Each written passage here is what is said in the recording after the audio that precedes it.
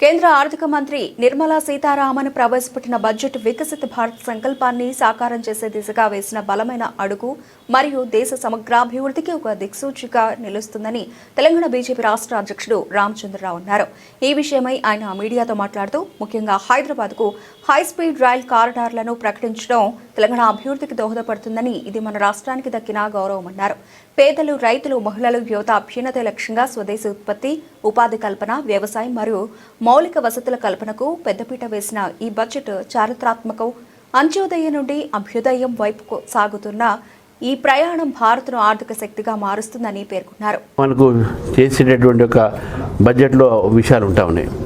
మరి ఈ బడ్జెట్లో భారతదేశ ఒక ఆర్థిక ప్రగతికి, వికసిత భారత్ వైపు పోయేటటువంటి ఒక నిర్ణయాలు ఉన్నాయని చెప్పేసి స్పష్టంగా కనబడతా ఉంది. ముఖ్యంగా ఎంఎస్ఎంఈ కావచ్చు, ఇటు డిఫెన్స్ ఇండస్ట్రీస్ కావచ్చు, ఫార్మా ఇండస్ట్రీస్ కావచ్చు, అదేవిధంగా హై స్పీడ్ ట్రైన్స్ కావచ్చు, లేకపోతే ఎడ్యుకేషనల్ క్లస్టర్స్ కావచ్చు, ఎడ్యుకేషన్ విషయంలో కావచ్చు, ఆయుర్వేదిక్ యూనివర్సిటీస్ కావచ్చు, ఎడ్యుకేషనల్ ఇన్స్టిట్యూషన్ పాటు ఆర్టిఫిషియల్ ఇంటెలిజెన్స్ కోసం పెట్టినటువంటి యొక్క స్కిల్ సెంటర్స్ కావచ్చు. వీటన్నిటి వల్ల మనం చూస్తూ ఉంటే భారతదేశం ఇప్పటికే మనం ఆర్థికమైనటువంటి వ్యవస్థలో ప్రపంచంలో 4వ స్థానంలో ఉన్నాం. త్వరలోనే మనం 3వ స్థానంలో వస్తామని చెప్పేసి కూడా ఈ బడ్జెట్ మనకు చెప్తా ఉంది. దీని ద్వారా తెలంగాణ, హైదరాబాద్ చుట్టుపక్కల ఉన్నటువంటి ఒక అనేక ఏదైతే పారిశ్రామికలు ఉన్నాయో, ముఖ్యంగా డిఫెన్సు, ఎంఎస్ఎంఈలు, ఫార్మాలు ఉన్నాయో అవి బాగా అభివృద్ధి చెందే అవకాశాలు ఉంటాయి. తద్వారా ఇక్కడ ఉన్నటువంటి దానికి సంబంధించినటువంటి ఎడ్యుకేషన్ సెంటర్స్ కూడా డెవలప్ అయ్యే అవకాశాలు ఉన్నాయని చెప్పి, ఎందుకంటే బడ్జెట్లో పెట్టారు. ఎక్కడైతే ఇండస్ట్రియల్ జోన్స్ ఉంటాయో అక్కడ కూడా ఎడ్యుకేషన్ సెంటర్ పెట్టి, స్కిల్ డెవలప్మెంట్స్ పెట్టి, తద్వారా ఇక్కడ ఉద్యోగ అవకాశాలు కూడా బాగా పెరుగుతాయి.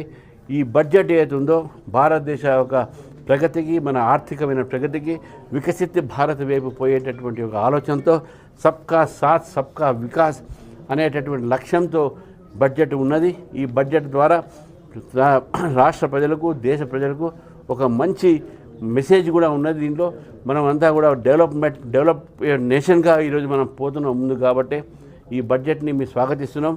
ఇది పీపుల్స్ ఫ్రెండ్లీ బడ్జెట్, ఎక్కడ కూడా ప్రజల మీద భారం లేదు అనే విషయాన్ని మనం స్పష్టంగా ఈ బడ్జెట్లో చూస్తూ ఉన్నాం. సార్, ప్రధానంగా మెట్రో కావచ్చు, లేదంటే విజన్ 47 ప్రభుత్వం లక్ష్యాలు కావచ్చు, లేకపోతే ట్రిబుల్-ఆర్ కావచ్చు, ఇట్లానే ఒక పాయింట్ ఒక సబ్జెక్ట్ వైజ్ ఇయ్యరు.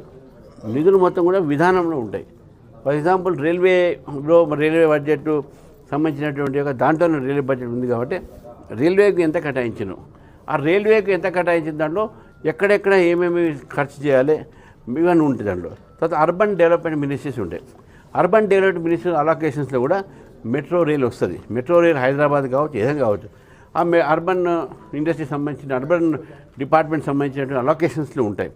అదేవిధంగా మిగతా డెవలప్మెంట్ 47 ఐటమ్స్ కూడా ఏదో ఒక ఇండస్ట్రీస్ వస్తాయి.